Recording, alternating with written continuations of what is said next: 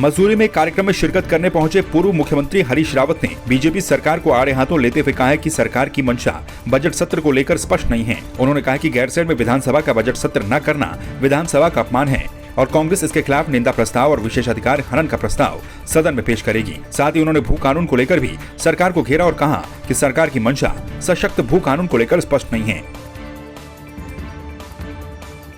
कोई बहाना नहीं चलेगा।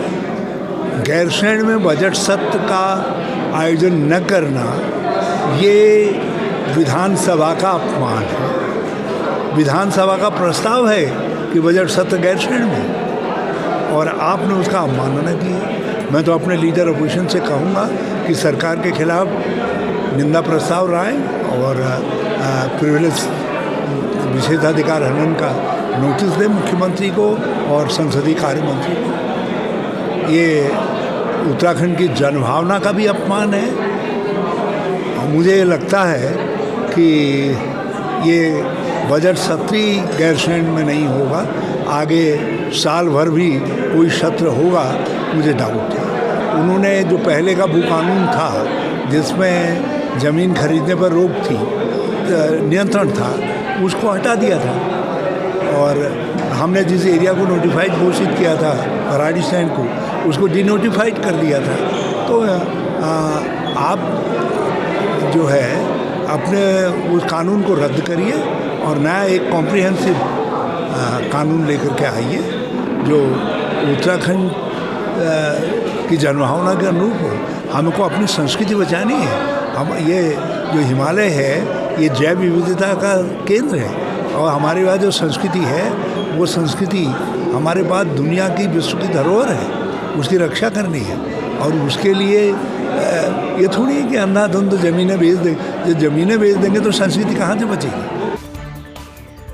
बेरीनाग में नगर पंचायत अध्यक्ष हेमपंत पिछले 9 दिनों से नगर पंचायत को नगर पालिका का दर्जा दिलाने और क्षेत्र की पेयजल वितरण व्यवस्था को ठीक करने की मांग को लेकर अनशन कर रहे थे, जिसे विधायक फकीरराम टमटा और एसडीएम अनिल कुमार शुक्ला के आश्वासन के बाद खत्म कर दिया गया। विधायक फकीरराम टमटा ने कहा है कि मुख्यमंत्री ने घोषणा में नगर पंचायत को नगर पालिका का दर्जा दिया है, जिसकी पत्रावली पर कार्य किया जा रहा है। साथ ही अधिकारियों से वार्ता कर एसडीएम को शीघ्र क्षेत्र की पेयजल वितरण व्यवस्था को ठीक करने को भी कहा गया है। नगर पंचायत अध्यक्ष हेमपंत ने कहा कि यदि शीघ्र ही समस्याओं का निस्तारण नहीं होता तो फिर से आंदोलन करेंगे। देखिए, हम 2 प्रमुख बिंदुओं पर यहाँ क्रमिक अनशन पर बैठे थे। पहला था कि जो माननीय मुख्यमंत्री जी की घोषणा है उसके अनुरूप नगर पंचायत को नगर पालिका का दर्जा दिया जाए, एवं दूसरा हमारा जो प्रमुख मुद्दा था वो जल निगम एवं जल संस्थान की दोनों योजनाओं से पानी के उचित वितरण एवं कुछ नए स्टैंड पोस्ट लगाने को लेकर था। तो माननीय विधायक जी ने हमें आश्वासन दिया है। अभी माननीय जिलाधिकारी जी से उनकी वार्ता भी हुई थी टेलीफोन पर। तो जो हमारी पालिका की मांग है वो चूँकि माननीय मुख्यमंत्री की घोषणा में है, इसलिए एक शिष्टमंडल माननीय विधायक जी के नेतृत्व में मुख्यमंत्री से मिलने जाएगा और हमें आश्वस्त किया गया है कि बहुत जल्द ही नगर पंचायत को नगर पालिका में अपग्रेड कर दिया जाएगा। और जो दूसरी पानी की हमारी प्रमुख समस्या है, माननीय विधायक जी और एसडीएम साहब के नेतृत्व में जल निगम और जल संस्थान की कंबाइंड बैठक बुलाई जाएगी और जिसमें एक बहुत ही समयबद्ध तरीके से और चरणबद्ध तरीके से पानी की समस्या को दूर करने की योजना बनाई जाएगी। नगर पालिका की जो मांग बेरीनाग में की गई, तो उस नगर पालिका की जो घोषणा है मुख्यमंत्री जी की घोषणा में है, उसको हम तुरंत बनाने जा रहे हैं। दूसरी जो मांग है पेयजल की, पेयजल का भी हम इसको सुचारू करने का जल्दी से प्रयास कर रहे हैं। भारतीय किसान यूनियन के नेता राकेश टिकैत पर बेंगलुरु में स्याही फेंकी गई थी, जिसके बाद से नाराज किसानों ने देश के अलग अलग क्षेत्रों में प्रदर्शन किया। इसी क्रम में उधम सिंह नगर में भी किसानों ने काफी आक्रोश दिखाया। किसानों ने उधम सिंह नगर में ज्ञापन भी दिए और उच्च स्तरीय जांच की मांग की। साथ ही सुरक्षा व्यवस्था पर सवाल उठाते हुए पुलिस कर्मियों पर कार्रवाई करने की मांग भी की। किसान नेताओं का कहना है कि राकेश टिकैत की बढ़ती लोकप्रियता को देखकर भारतीय जनता पार्टी बौखला गई है। कर्नाटक के बेंगलुरु में एक प्रेस कॉन्फ्रेंस के दौरान देश के सबसे बड़े किसान नेता चौधरी राकेश टिकैत जी पर वहां पर हमला किया गया और हमला करने के बाद उन पर स्याही फेंकी गई। ये पूरी तरह से बेंगलुरु पुलिस का, कर्नाटक पुलिस का फेलियर है। मांग करते हैं कि उसकी जांच हो और जिसने भी उसे भेजा है या जो भी इस काम में शामिल हैं उस पर कड़ी से कड़ी कार्रवाई की जाए और जो अधिकारी वहां पर, जो वहाँ के अधिकारी होंगे, लोकल एडमिनिस्ट्रेशन लोकल पुलिस अधिकारी, क्योंकि इतना बड़ा किसान नेता आ रहा है और वहाँ पर सुरक्षा के कोई भी प्रबंध नहीं है। उन पर भी जांच करने के बाद जो दोषी पाया जाए उन्हें निलंबित किया जाए। इसी चीज़ को लेकर आज हमारी भारतीय किसान यूनियन की पूरी टीम पूरे उत्तराखंड में थानों में और जिला अधिकारियों के यहाँ पर ज्ञापन दे रही है और प्रदर्शन कर रही है। जो घटना हुई कैद साहब के साथ उसकी हम परजोर निंदा करते हैं। सारी तहसीलों में आज हम ज्ञापन दे रहे हैं, थानों में दे रहे हैं, हम डीएम साहब के पास जा रहे हैं, वहाँ भी उनको ज्ञापन देंगे। ये जो घटना हुई है ये सरकार की मिलीभगत से हुई है। शिकायत पत्र ये है कि इनका जो घटना हुई है उनको सजा दी जाए, उसकी इंक्वायरी हो। नरेंद्र नगर में विश्व तंबाकू निषेध दिवस पर राजकीय इंटर कॉलेज और ब्रह्म कुमारी शाखा ने संयुक्त रूप से जन जागरूकता अभियान चलाया। इस अभियान रैली में नगर पालिका नरेंद्र नगर के अध्यक्ष राजेंद्र विक्रम सिंह पंवार, पूर्व पालिका अध्यक्ष राजेंद्र सिंह राणा सहित सभासदों और शहर के लोगों ने हिस्सा लिया, जिसमें तमाम वक्ताओं ने तंबाकू से होने वाले नुकसान के बारे में बताया। कार्यक्रम के अंत में छात्र छात्राओं सहित सभी लोगों ने तंबाकू के सेवन से दूर रहने की शपथ भी ली।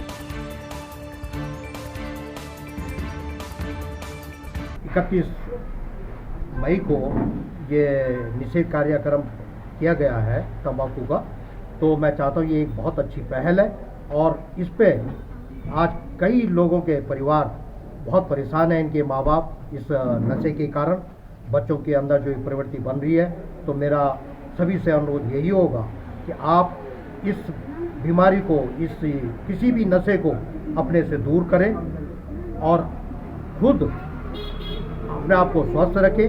हम पब्लिक को संदेश देना चाहते हैं कि आज जो युवा पीढ़ी है वो इस नशे की तरफ आज बिल्कुल ज़्यादा ही इसकी तरफ बढ़ती जा रही है। तो हम चाहते हैं कि जो आज स्कूल और कॉलेज में जो पढ़ने वाले बच्चे हैं कि इन बच्चों को आप मतलब टीचर्स की भी बहुत अहमियत है कि इन बच्चों को दूर रखें। सर, आज विश्व तंबाकू दिवस निषेधन दिवस मनाया जा रहा है, जिसके उपलक्ष्य पर हमने आज नरेंद्र नगर इधर हमने रैली निकाली है। पौड़ी के कोट ब्लॉक के कठूर गांव में मंगलवार शाम करीब 6 बजे गुलदार ने 3 लोगों पर हमला कर उन्हें घायल कर दिया। घटना की सूचना मिलने के बाद तत्काल वन विभाग की टीम मौके पर पहुंच गई। वहीं दूसरी ओर जिला चिकित्सालय अस्पताल स्टाफ और घायलों के बीच बहस देखने को मिली, जहां पर ग्रामीणों ने अस्पताल प्रबंधन पर अभद्रता का आरोप लगाया। तो वहीं कुछ देर के बाद समझाने बुझाने पर मामला शांत हुआ, जिसके बाद जिला अस्पताल में घायलों का उपचार शुरू किया गया। हमारे घर के नज़दीकी में बाघ ने मतलब बकरी खा रहा था।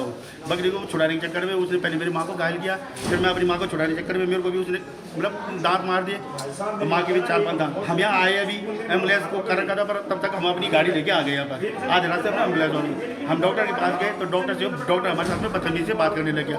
कह रहा कि तुम कोर्ट क्यों नहीं गए, नज़दीक तुम्हारा कोर्ट पड़ता है। फिर दूसरी बात कह रहा कि इमरजेंसी का पर्चा बनता है। कांग्रेस के उदयपुर नव संकल्प शिविर में लिए गए निर्णयों के क्रियान्वयन और उत्तराखंड में कांग्रेस को मजबूत बनाने के लिए देहरादून में कांग्रेस ने 2 दिवसीय नव संकल्प क्रियान्वयन शिविर का आयोजन किया। जानकारी देते हुए शिविर के संयोजक प्रदेश कांग्रेस उपाध्यक्ष सुरकांत दसपाना ने बताया कि शिविर का आयोजन जेएमएस रोड स्थित चांदवालिया गार्डन्स में किया जा रहा है। उन्होंने बताया कि शिविर में प्रदेश प्रभारी देवेंद्र यादव भी पहुंच रहे हैं।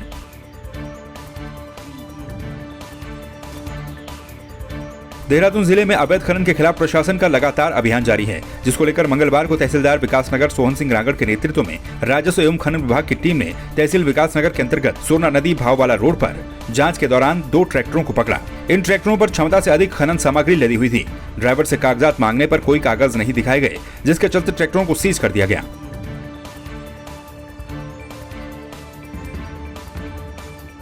आम आदमी पार्टी ने सरकार पर 4 धाम यात्रा में अव्यवस्थाओं का आरोप लगाया है। इसके साथ ही आपने यात्रियों की दिक्कतों को देखते हुए आगामी दिनों में जानकारियों को यात्रियों तक पहुंचाने का निर्णय भी लिया है।